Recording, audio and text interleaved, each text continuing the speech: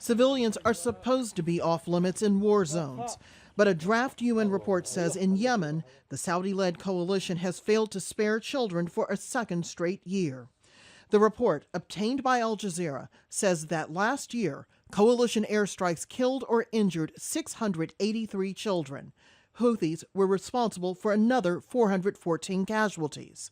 Diplomats say the situation is dire. We call on all sides to avoid any civilian casualties, particularly that of children. And in Yemen, we particularly, of course, call on all sides to permit humanitarian access, because the humanitarian situation is deeply concerning.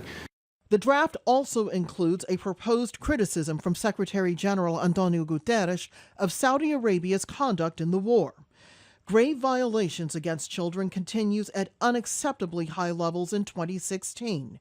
I urge the government of Saudi Arabia to continue to refine and fully implement the measures put in place in 2016 to realize the goal of better protection of children.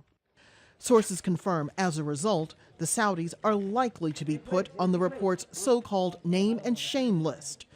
On Twitter, the Saudi UN mission insisted it's done nothing wrong in Yemen, and that it shouldn't be put on the list. Last year, the Saudis threatened to withhold UN funding if they weren't dropped from that same list for killing children in Yemen in 2015. The UN relented, but demanded the Saudis engage in talks to ensure they follow the rules. Al Jazeera asked how the UN can guarantee the Saudis won't try the funding tactic again. The basic point of the list, the report, and the entire process that we go through is that we want effective tools to make member states and non-member parties improve their records regarding how children are treated in different conflict situations. If they can take concrete steps that can help ensure that children themselves will be protected, that actually helps fulfill the purpose of the task that we're trying to do. Human rights groups want to see if the UN strategy will work. Now we know there's a draft with the name of the Saudis on it. Let's hope that when the list finally becomes public in a few weeks, they'll stay there.